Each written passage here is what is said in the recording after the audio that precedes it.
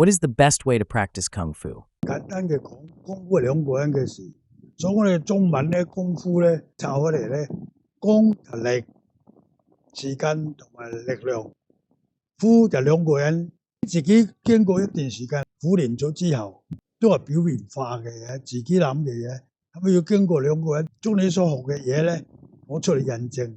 What kind of mindset or attitude do you think one should have when learning?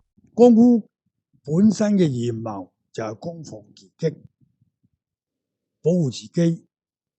用唔用點樣用另外一樣事，但你起碼有個咁嘅心態，咁嘅目的去學習，你先至學到嘢。當然時代唔同，你亦都冇機會試下去同人打，但係你都要了解點解要咁做。當然付出幾多，收入幾多，會唔會達到你嘅目的，或者到咗一個打10個啊嗰啲咧，嗰啲都係個虛渺自己嘅幻想嚟嘅。What kind of awareness should people bring when practicing forms or techniques? 手中冇劍咧，心中有劍啦。眼前冇敵咧，你自己咧心入邊有敵。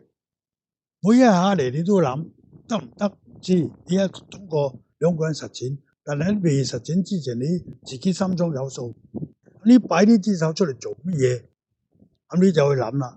左右嚟，前嚟點擋，後嚟點擋。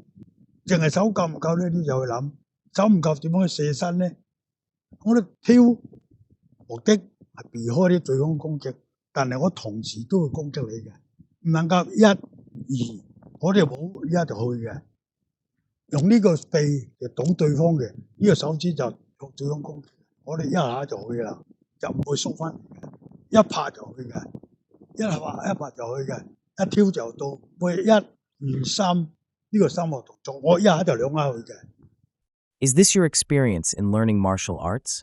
係啦，呢個我自己嘅練法，同埋我自己咧嘅思維。我哋《爆拳經》講咧，立架生、立兵器打手先打身，空手咧打身先打手，棍冇兩樣。連消帶打要練，第一梗係懂啷啦。等你有個感覺，攞角度，攞個眼色。第二咧就連消帶打，一棍落嚟就落，一落就去。到你熟咗之後咧，你劈落嚟我走馬，用身法打，你打你嘅，我打我嘅。所以呢個就每一個階段咧，每一個階段每一個技法咧嘅心法都唔同。Does a practitioner need to learn many forms and techniques when studying Kung Fu? 前輩人。通過佢實踐血汗，先至諗咗啲嘢出嚟，一定嘅道理。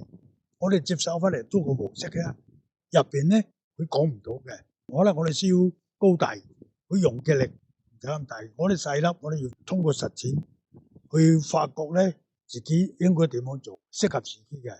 每一種功夫唔係每一個人適合嘅，適合自己未必適合人哋嘅。所以咧，10個人同一個功夫咧，10個樣咧係啱。